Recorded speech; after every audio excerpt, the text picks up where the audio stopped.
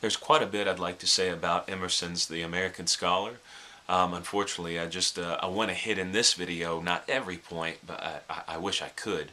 But for time, I just want to hit basically the three main points that Emerson asks his audience to look at in pursuing scholarship.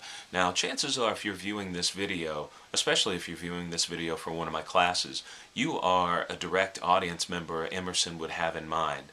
Although you are not graduating Yale, you are someone who's decided to pursue a life of scholarship. And so basically Emerson points out three vital areas, in his opinion, that a scholar should look to in order to achieve true scholarship. The first and the most important area that Emerson describes a scholar should study, a scholar should look at, is nature. Now, if you know anything about Emerson, this should not shock you. Nature is of vital importance to Emerson, and you may have to look at one of his most famous texts, Nature, which he'll come back to this idea as far as nature is the perfect teacher.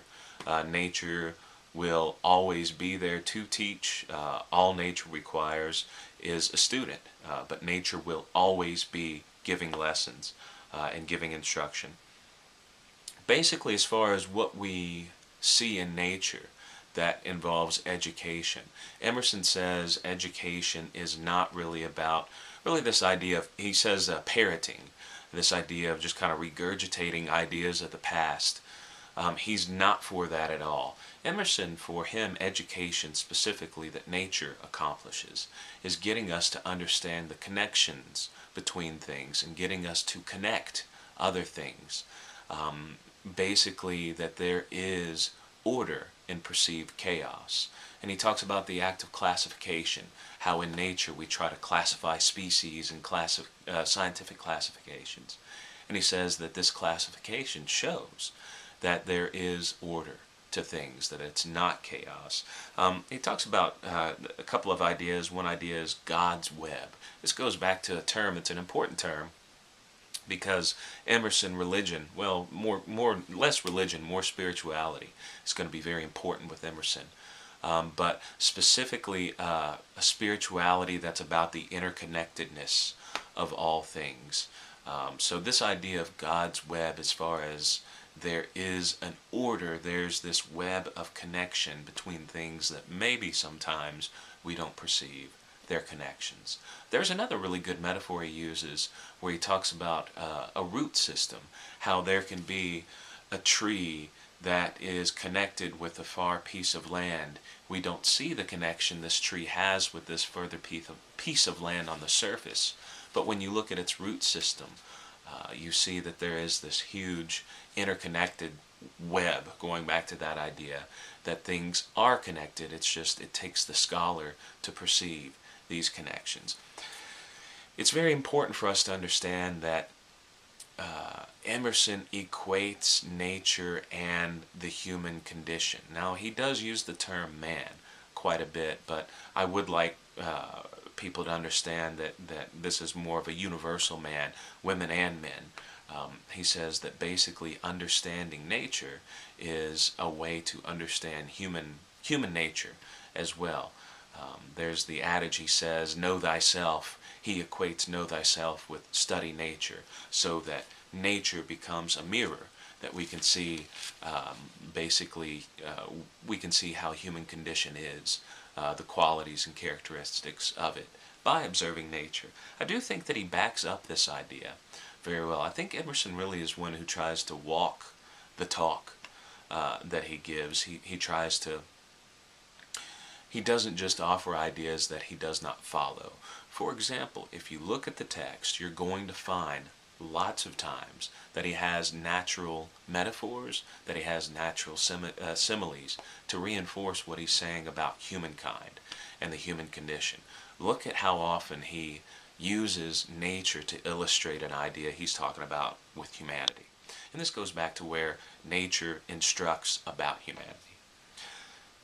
It's important, the three main ideas as far as educators, the scholar should look at. Nature is number one.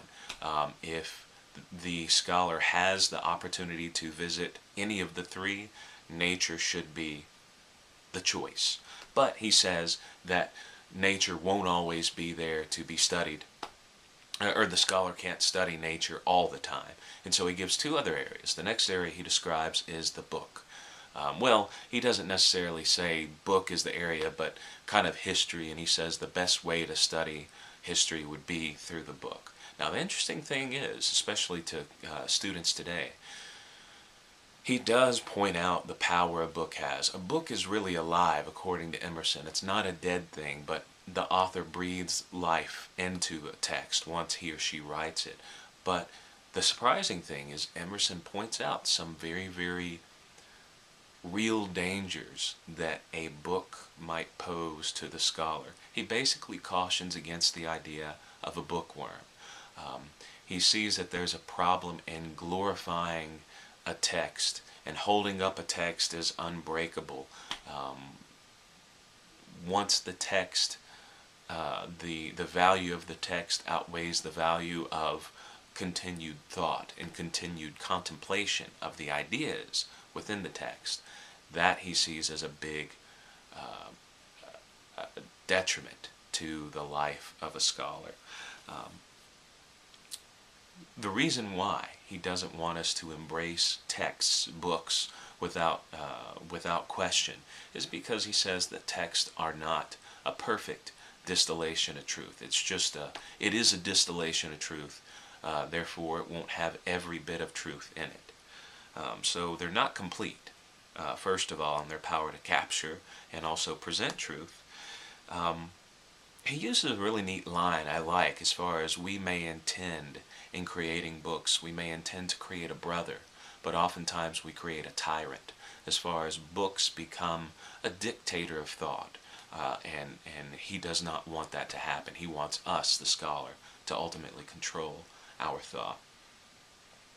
This isn't in the text, but one kind of metaphor that helps me understand books is, in his thoughts on books, is that a book should be not a statue that's set in form, passed from the author to the reader, and the reader can't do any work in further sculpting this statue. Instead, I think Emerson would want a text to be a lump of clay. The author provides material to a reader, and the reader has to actively sculpt this material into what best fits the reader's interpretation, or what best fits the reader's reflections. He says a line that a good reader must be an inventor. So reading should not be stagnant.